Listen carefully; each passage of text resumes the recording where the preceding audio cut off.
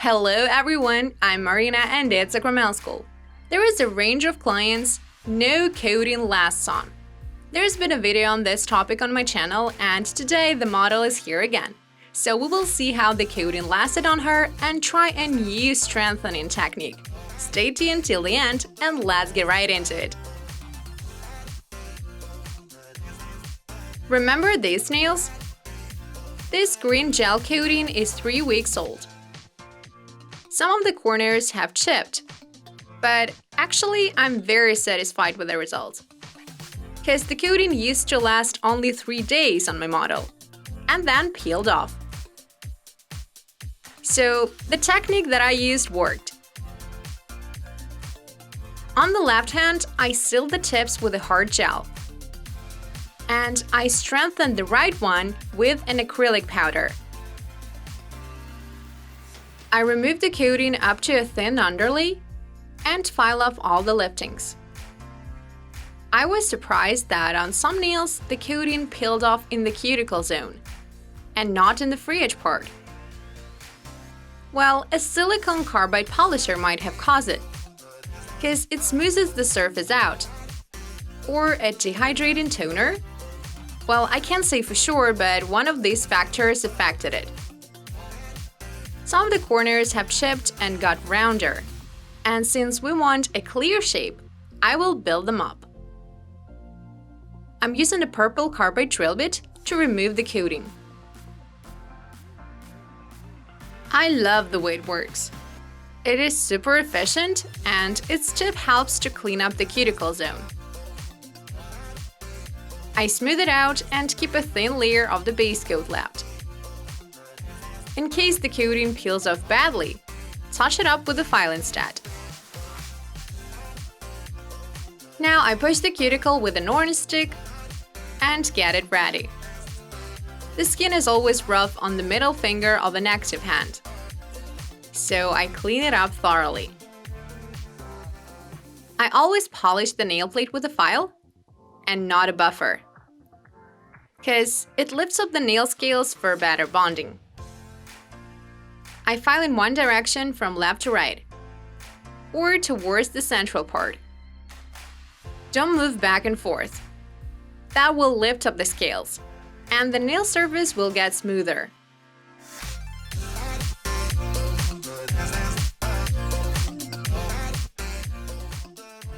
Make sure not to keep any glossy areas. The surface should be matte. Pay special attention to the lateral folds. Those areas are the trickiest. I'm using the same blue drill bit I used that time. And clean up the pterygium and process the lateral folds. It's a diamond flame drill bit, 0.21 in diameter. The cuticle looks way better this time. Last time there were multiple deep hangnails, so I'm glad that the technique worked. That's why I'm using it today as well. Just a clean A-file manicure with no cutting tools. I lift up the cuticle rim at this point to cut it off later on. After this step, I get under the cuticle once again to clean up its pocket. This way I can see what's going on there better. Whether it's clean or not, it directly affects the manicure results. I'm using a blue diamond sphere drill bit to cut the cuticle. Last time I tried using a red one, but it didn't work out on my model. It just polished the cuticle and got clogged super fast, so I couldn't cut it off. The speed is 7 to 10,000 RPM in the forward position. I watch my model's reaction. If it burns, I slow down a bit or skip that area to get back to it later. Just make sure not to overfile the skin to avoid redness. Use either a sphere or a rounded cylinder drill bit, or a pear one if you wish, or any other drill bit that works for you. Just make sure that it is rounded enough to polish the cuticle. Now I degrease the nail plate and clean up all the dust from the sinuses.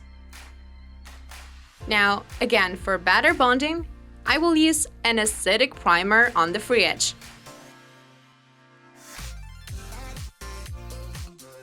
Moving on to the underlay. I will use this rubber base coat, again for better bonding. A thin layer will do. Now I sand it to cure for 30 seconds. Make sure there is no pooling, because as we all know, that will lead to peeling.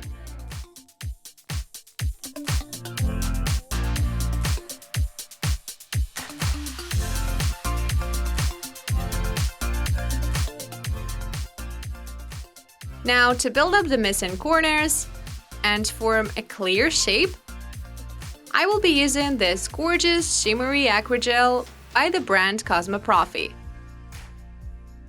It contains rather big glitter fragments, which makes it super thick.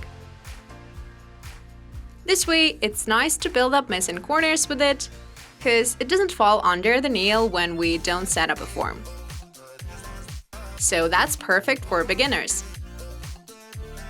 Look, we can even form a sharp corner with it, and file last later on to touch it up, which will save us some time. Overall, I love this new collection of shimmery acrygels by Cosmoprofi.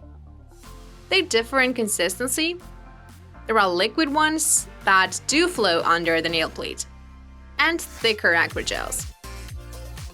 But I always use some aligning liquid and a natural acrygel brush to make sure that the material gets nicely spread.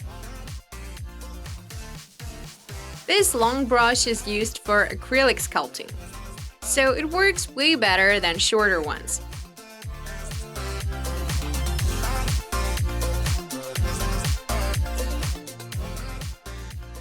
On the other hand, I will do an alignment using a rubber camouflage base coat without building up the corners. Just see which of the options will work the best. A base coat plus acrygel, or just a base coat. I want to test out various techniques to find out the best one for my model. Because I really want to help her, so that she would stop thinking that nothing lasts on her nails. I'm sure there is a coating for every nail type. We just need to find it and perform it on the client. I've chosen this beautiful shimmery base coat. It aligns perfectly, so it doesn't take much time to even out the surface. Now I wipe off the tacky residue from the acrygel and shape the free edge.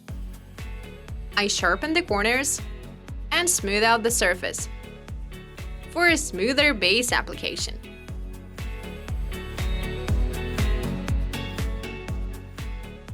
Let me know in the comments, how often do you build up missing corners? Or maybe you keep them or shape them into an oval? Please share your technique. I personally love clear shapes, so I always fix the nail architecture. It takes more time than a simple alignment, but the final look is worth it. So I'm sure the clients will notice and appreciate that.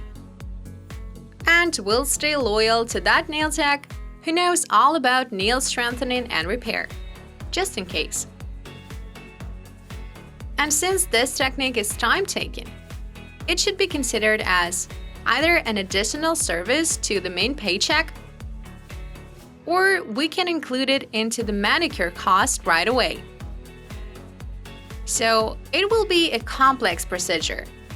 A manicure plus a coating plus nail care. Now I file it out on the inside and form a clear line using a carbide drill bit.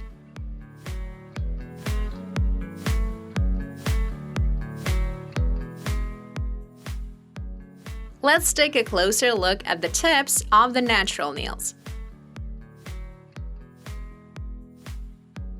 And I continue with the alignment on the acrygel nails.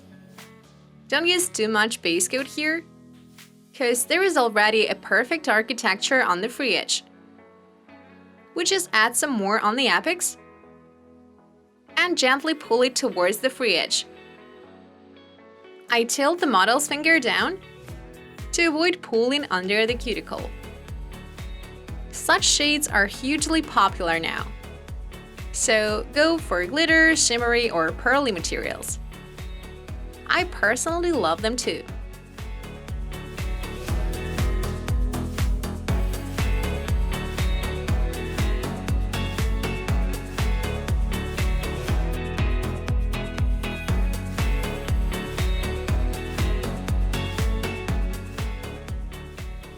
Right now, the coating looks boring, so we decided to add a French tip using this amazing purple shade.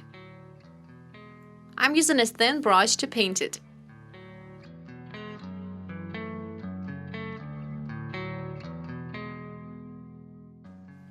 Now let's add some nail art. I paint a couple of black lines and cure them. Then using some gel polish, I add such blurs. Don't worry, that's not a final look, so warn your clients in advance too, before they think that it is your vision of a floral pattern. Now I mix some gel polishes and form petals. Cure them and outline with the white gel paint to create a contour. Now I mix purple and black, add it in the center and blend it out. Add white dots in the center and cure. And that's it. This design is super quick and simple. Now I top it off, aligning the surface a bit to smooth it out. My model loved these flowers. And what do you think? So here's the hand strengthened with the base coat and the aquagel one.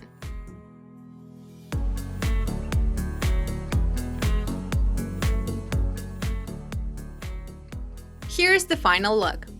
And what can I say? That again, for each client and nail type, we need to find that very coating that will last. We should keep trying, continue experimenting. I wonder how this coating will last on the model. So stay tuned if you do too, and don't forget to subscribe to my channel. Enjoy my other tutorials. Success in your work. Good luck. Bye bye.